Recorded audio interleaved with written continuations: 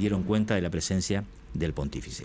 Vamos a escuchar a Marcela Kriskovich. Ella viene trabajando mucho con las familias vinculadas con las cuestiones que tienen que ver con la discapacidad y con los inconvenientes que enfrentan estas familias para la lucha contra la discapacidad que puede afectar a alguno de sus hijos. Hola Marcela, muy buen día, te saluda Martín Varela, ¿cómo estás?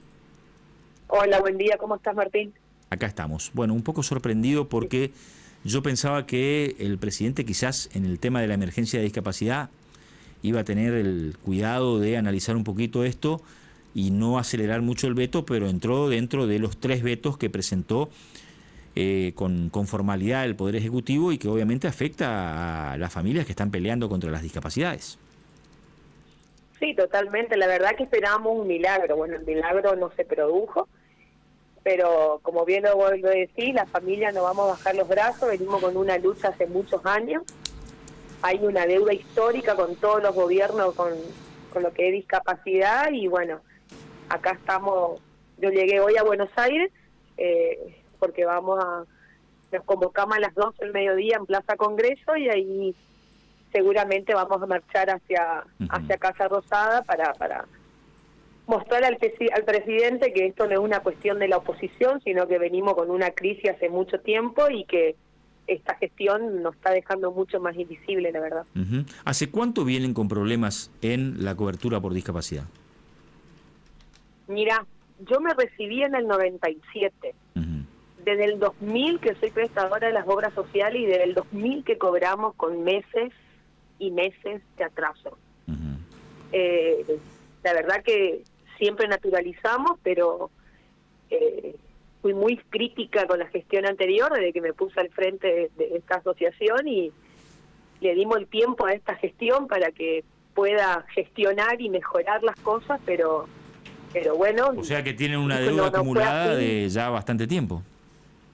Sí, la verdad que sí. Y ahora con esta gestión tenemos aranceles congelados del año pasado, donde el kilómetro, por ejemplo, es 534 pesos con 19 centavos, creo que es, el kilómetro de transporte de discapacidad, donde vos tuviste en el año 5 meses, 6 subas de combustible. Un acompañamiento terapéutico que va a la escuela o que asista a la casa de acuerdo a la temática de la persona con discapacidad, la problemática, sí, está cobrando entre 2.500 y 3.000 pesos la hora. ¿2.500 pesos la hora? Sí, o 3.000. Increíble. Depende de la obra social.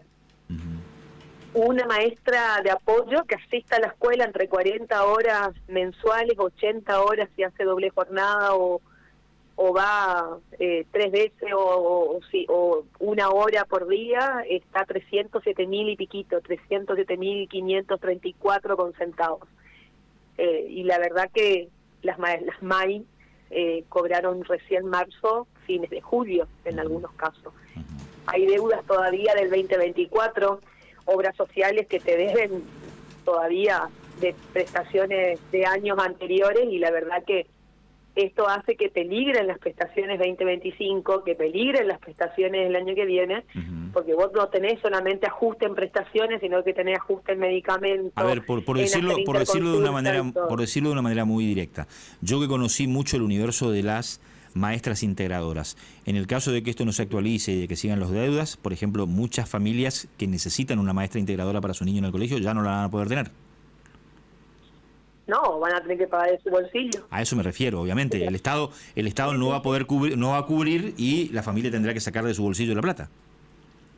Exacto. No solamente para la MAI, sino para la fonoaudióloga, aquel que asiste en centro de día, aquel que asiste en un centro educativo terapéutico, o el que tenga el transporte, porque si al tener los aranceles congelados es imposible sostener, más cuando cobras con tantos meses de atraso.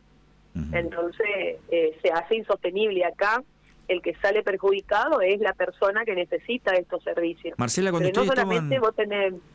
ustedes toman contacto con los funcionarios nacionales, ¿qué argumentan fundamentalmente? La última vez que tuvimos contacto con ellos fue en marzo. Y después estamos frisados. Se cerró el diálogo con esta gestión. Todos estamos frisados, esa es la realidad. Y te dicen que no hay plata. Pero yo entiendo que hubo un desmadre con las gestiones anteriores, pero hoy están pagando justo por pecadores. Entonces, yo creo que tiene que pensar también que esto, atrás de estos números, que ellos tantos piensan en el número, hay una persona, hay una familia, hay alguien que necesita del medicamento, de estos servicios para mejorar la calidad de vida. Marcela. Y la verdad que estamos hablando de medicamentos que son caros. Mirá, para una persona con esclerosis múltiple, que el otro día un remisero me contaba que su esposa tiene esta enfermedad, la obra peleó muchísimo con la obra social para que le reconozca, y cada ampolla, 3, se tiene que colocar en el mes, sale 11 millones de pesos. Imagínate de dónde van a sacar. Marcela, buen día, te habla Diego Romero. ¿Y no buscaron un diálogo, digamos, con algún... pienso rápidamente en Luis Juez, por ejemplo, el senador por Córdoba, que apoya a Javier Milei, pero sin embargo no apoyó en estos proyectos, principalmente el tema vinculado a los discapacitados, en su voto en el Senado. Digo, que pueda representar una puerta de entrada sin que sea tenida, sin que sea considerada su postura como gente de la oposición, que van a oponerse por la oposición misma, digo, que quieren romper el superávit, etcétera, etcétera, que fue lo que denunció Javier Milei. Decías recién, le queremos demostrar que no somos políticos, digo, y abrir un canal de diálogo a través de este senador. Sí, yo creo que comentó sus declaraciones y él puso en primera palabra, en primera persona, lo que él vive con su hija. A mí esa gestión me abrió las puertas porque fui muy crítica con la gestión anterior y creo que soy una de las referentes que no tiene un color partidario, digamos, como asociación ni nada. Pero a esta gestión no le gusta que vos les digas las cosas también, entonces ahí también donde ellos comienzan a cerrar el diálogo, el director de la ANDI es el que comienza a cerrar el diálogo cuando vos le empezás a decir, bueno, te dimos un tiempo para que comiencen a funcionar. Es como cuando vos te mudas de casa, vos tenés un cierto tiempo para empezar a acomodarte, pero después tenés que comenzar a funcionar. Y acá no hubo eso, y ahí donde empezó a cerrarse cada vez más el diálogo y donde la verdad que la persona con discapacidad no puede esperar, porque hoy están en peligro el cierre de muchas instituciones porque estamos con las cuentas ahogándonos, y la verdad que se hace insostenible. Y para la misma persona con discapacidad, vos hoy tenés casi 5.000 personas en todo el país que no tienen todavía el alta del programa Incluir Salud. El no tener el alta significa no poder acceder a las prestaciones. Claro. Vos tenés un montón de personas que no tienen cobertura, porque cuando vos te vas y le decís, tengo un hijo con una condición, la obra social te dice no. Muchas personas que se quedaron sin su prepaga, porque las prepagas también fueron subiendo y los padres decidieron sacarse. Entonces, yo creo que hay que pensar acá que más allá de que ellos están pensando en un número, y es cierto, hay muchos gobiernos que utilizaron la pensión no contributiva como algo político, no todos entran, no todos son truchos. Entonces tienen que pensar que atrás de este número que ellos quieren, atrás del 000, hay una persona que necesita su medicamento, que necesita la interconsulta. Ahí en el mismo corriente podrás ver en los reels que hay padres que están pidiendo el alta del programa Incluir Salud, porque si no la escuela no te deja ingresar si no tenés la integradora. Hay otros padres que están pidiendo para la silla de ruedas.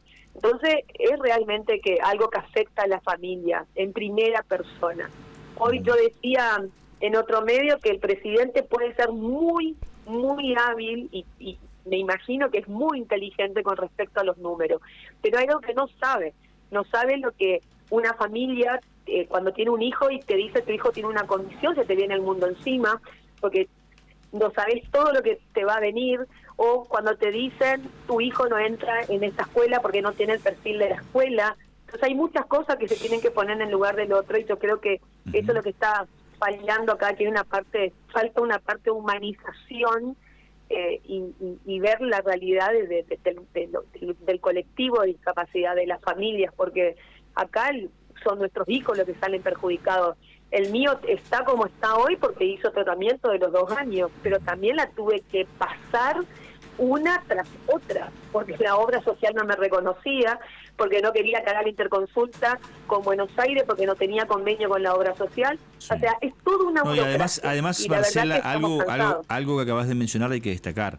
el alta de incluir salud a veces es la tabla de salvación no solamente para la gente que no tiene medios económicos, también para aquellos que pueden tener medios económicos, pero que cuando van a inscribir a una prepaga a su hijo y ven que tienen una condición de discapacidad, ya lo rechazan. O sea que este es un tema central que hay que tratar de activar, porque en definitiva es como vos decís, una verdadera tabla de salvación para muchas familias. Marcela, te mando un beso grande, te agradezco la gentileza y vamos a seguir de cerca la evolución de este tema. Bueno, muchísimas gracias. Gracias por el espacio. Que tengan muy buenos días. Mucha suerte. Marcela Kriskovich, hablándonos de este tema. Discapacidad, qué talón de Aquiles del gobierno, porque me imagino que hay muchísimas familias que no pueden creer que se vete la emergencia en discapacidad con tantos datos concretos de que se está ante una emergencia por atrasos, por no reconocimiento de las coberturas e inclusive por las faltas en las altas del plan Incluir Salud, que como bien explicó Marcela, es una tabla de salvación para muchas familias. Pausa, Tere. Sí, nos vamos a la pausa. Hoy te preguntamos si ves más personas en situación de calle, si crees que estamos más insensibles ante eso, menos, que